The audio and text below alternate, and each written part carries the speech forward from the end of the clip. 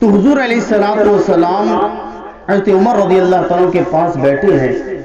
حضور نے حضرت عمر کا ہاتھ اپنے ہاتھ میں لیا تو عرض گزار ہوئے عمر رضی اللہ تعالیٰ، حضور میں جان کے علاوہ آپ سے سب سے زیادہ محبت کرتا ہوں، جان کے علاوہ. آقا نے فرمایا عمر ابھی تم مومن کامل نہیں ہو. پھر کیا ہے؟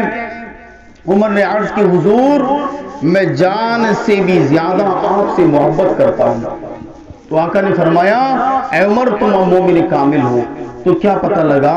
یعنی مومن کامل وہ ہے جو اولاد سے زیادہ، مال سے زیادہ، عزیز و اقارب سے زیادہ، اپنے دوست و احباب سے زیادہ، حتیٰ کہ اپنی خواہشوں اور اپنی جان سے زیادہ رسول اللہ سے محبت کرے، وہ مومن کامل ہے. دل نے کہا ناچ گانا کرو، آپ نے ناچ گانا نہ کیا. دوستوں نے کہا ڈھول ڈرامہ ہونا چاہیے، آپ نے ڈھول ڈرامہ نہ کیا. دوستوں نے کہا شراب و کباب کی محفلیں ہونی چاہیے، آپ نے وہ نہ کی. کیونکہ یہ ایک ایمان کی علامت ہے، ایمان کی لو ہے، ایمان کی لپٹ ہے جو بندہ گناہوں سے بچ جاتا ہے. بہرحال اب کیا ہے؟ تو عمر رضی اللہ تعالیٰ سے آقا نے فرمایا عمر تم مومن کامل ہو. جو فرمایا ہر چیز سے زیادہ میں آپ سے محبت کرتا ہوں. حضور علیہ السلام کی حدیث شریف ہے کہ تم میں سے اس وقت تک کوئی مومن کامل بن ہی نہیں سکتا جب تک کہ اپنے والدین سے زیادہ، اولاد سے زیادہ، بلکہ تمام لوگوں میں ہر چیز سے زیادہ مجھ سے محبت کرنے والا نہ بن جائے. تو پیارے اسلام بھائیو، عاشق رسول کی کچھ نشانیاں ہیں. وہ نشانیاں کیا ہیں؟ کہ جو عاشق رسول ہوگا وہ حضور علیہ السلام کا ذکر کثرت سے کرے گا. جو عاشق رسول ہوگا آقا علیہ السلام پر درود پڑھتا ہوگا. جو عاشق رسول ہوگا حضور سے ملاقات کی تڑپ اس کے دل کے اندر ہوگی. جو عاشق رسول ہوگا آقا علیہ السلام کا انتہائی و تعظیم و تکریم کرے گا.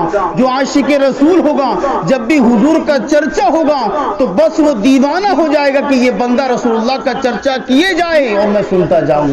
جو عاشق رسول ہوگا وہ حضور علیہ السلام کی زیارت کے لیے تڑپنے والا ہوگا. جو عاشق رسول ہوگا صحابہ کرام سے محبت کرنے والا، اہل بیت کی تعظیم کرنے والا ہوگا. جو عاشق رسول ہوگا وہ علماء کا ادب اور اولیاء کرام سے محبت رکھنے والا ہوگا. جو عاشق رسول ہوگا وہ حضور علیہ السلام کی سنتوں پر عمل کرنے والا ہوگا. یہ کچھ نشانیاں ہیں عاشق رسول کی. تو پیارے اب ہم غور کریں کہ ہم حضور کا علیہ السلام کا کثرت سے ذکر کرتے ہیں یا نہیں؟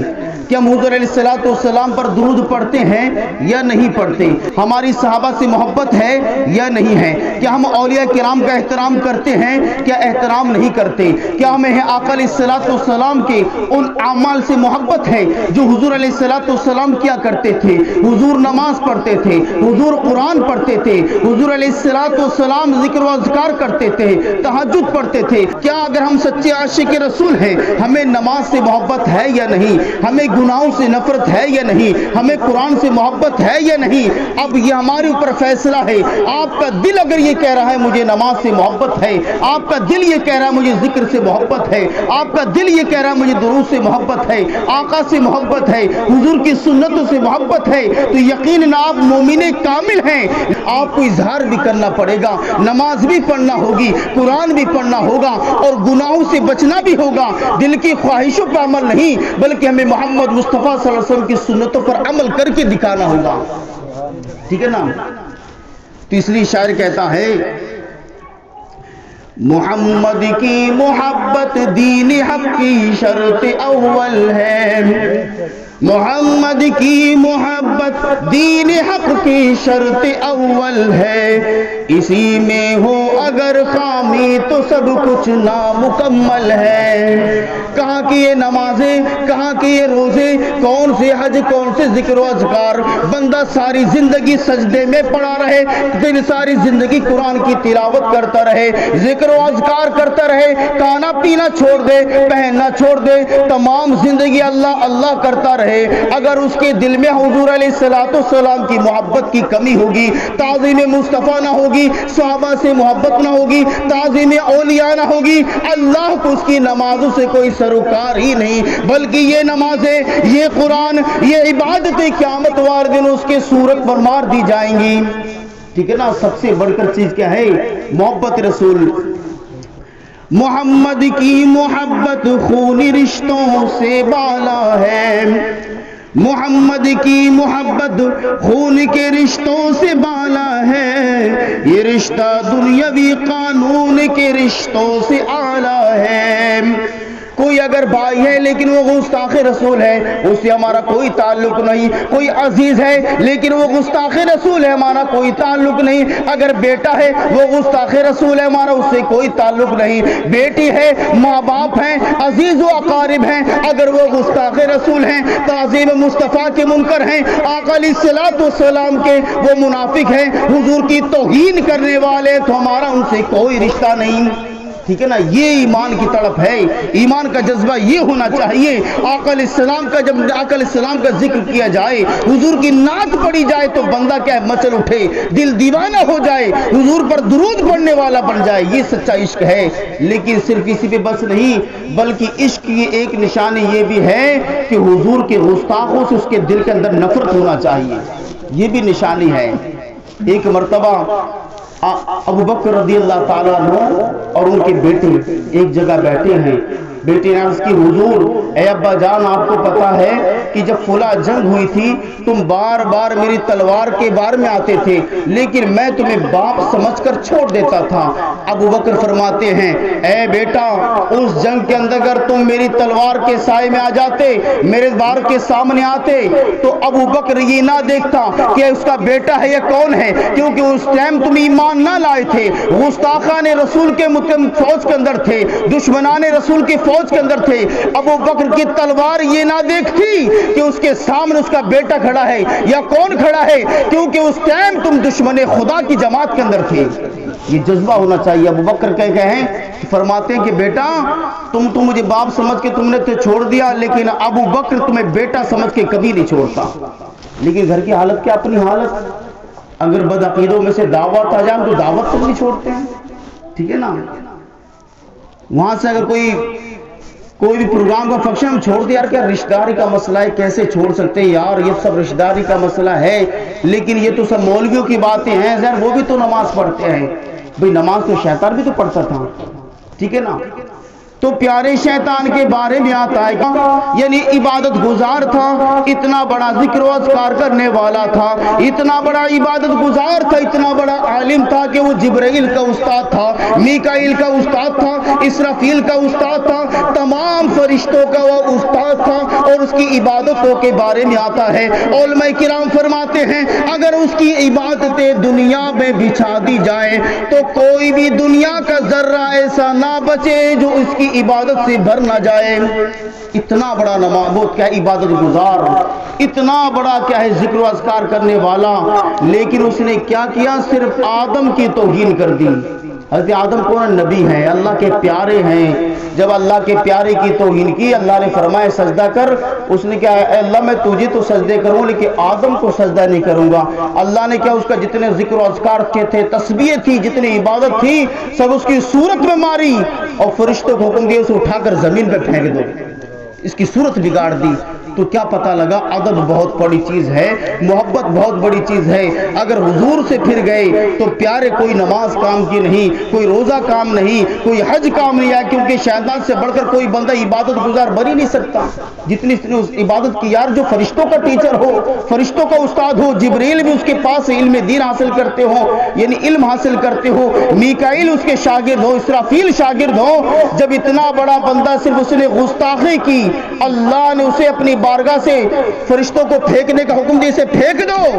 تو اب اگر کوئی بندہ نماز پڑھے، قرآن پڑھے، زکات دے، حج کرے، لیکن نبی کی گستاخی کرے تو بھلا اللہ تعالیٰ کیسے برداشت کر سکتا ہے، کیسے اپنی بارگاہ میں اسے رتبہ دے سکتا ہے، کیسے اس کا درجہ بڑھا سکتا ہے؟ اللہ کو اس کی عبادتیں مقبول نہیں، اللہ کو قبول نہیں، کیونکہ شیطان نے بھی عبادت کی، شیطان نے بھی سب کچھ کیا، لیکن اس نے آدم کی توہین کی، اللہ کے پیارے کی توہین کی، اللہ اللہ نے فرمایا اے آدم اے ابلیس تو نے آدم کو سجدہ کیوں نہ کیا؟ وہ بولے اللہ میں تجھے سجدہ کروں گا، تو حکم دے گا میں تیرے لیے ایسا سجدہ کروں گا کہ سر ہی نہیں اٹھاؤں گا، لیکن اللہ نے فرمایا اے ابلیس مجھے تیرے سجدوں کی حاجت نہیں، بلکہ تو نے آدم کو سجدہ کیوں نہ کیا؟ کہا میں آدم کو سجدہ نہیں کروں گا۔ اللہ نے فرمایا اسے اٹھا کر زمین پر پھینک دو، کیونکہ اس نے میرے نبی کی توہین کر دی۔ کیونکہ ایمان یہ بھی ہے کہ بندہ ادب و احترام کرنے والا بنے۔ قرآن میں اللہ فرماتا ہے قد افلح المؤمنون کہ فلاح پانے والے تو مومن ہیں۔ تو اب ہم اپنے اوپر دیکھیں کہ ہم مومن کامل ہے یا نہیں۔ اگر غیروں کی یہاں سے دعوت آ رہی ہے، آپ کا دل کہہ رہے ہیں یار چلو چلنا ہوگا دیکھا جائے گا، تو سمجھ لو مومن کامل نہیں ہے۔ آپ کے اندر دل کی نفرت یہ کہہ رہی ہے نہیں میں تو جاؤں گا ہی نہیں، پورا زمانہ چلے یا میں نہیں جاؤں گا، تو سمجھ لیے آپ کا ایمانی جذبہ بول رہا ہے۔ اگر ہمارے اپنی آپس میں لڑائی ہو جائے، خاندانی لڑائی ہو جائے، تو کیسے ایک دوسرے کو چھوڑ دیتے ہیں؟ بھائی بھائی کو چھوڑ دیتا ہے، دروازے سامنے ہوتے لیکن چھوڑ دیتا ہے۔ لیکن جب ایمان کی بات آئے تو ہم کیا ہے دوسرے محلے میں گھر اسے بھی نہیں چھوڑتے۔ کہتے ہیں عقیدت سے کہلے نماز تو وہ پڑھ رہے نا، تو بات چل رہی تھی نماز عبادت تو شیطان نے بھی تو کی تھی، لیکن گستاخی کی تو اللہ نے اسے پھینک دیا اور فرمایا ان الشیطان للانسان عدو مبین کہ بے شک شیطان انسان کا کھلا ہوا دشمن ہے۔ اب جو کوئی گستاخ آدم سے دوستی کرے، گستاخ آدم یعنی شیطان، گستاخ آدم سے دوستی کرے یعنی شیطان سے دوستی کرے، تو جس نے آدم کے گستاخ سے دوستی کی وہ اللہ کا دشمن، ٹھیک ہے؟ اور جو اللہ سے دشمنی مول لے وہ کیسے بچ سکتا ہے؟ ٹھیک ہے، جب اللہ نے آدم کے گستاخ کو نہیں چھوڑا تو اپنے محبوب علیہ السلام کے گستاخ کو کیسے چھوڑ سکتا ہے؟ بہرحال پیارے دوستو، بات چل رہی تھی ایمان یعنی مومن کامل۔ تو مومن کامل وہ ہے جس کے اندر تمام چیزوں سے زیادہ آقا علیہ السلام کی محبت ہو، اور پھر اس کی نشانیاں بھی ذکر کی گئی کہ یہ علامت ہے، یہ نشانیاں ہیں۔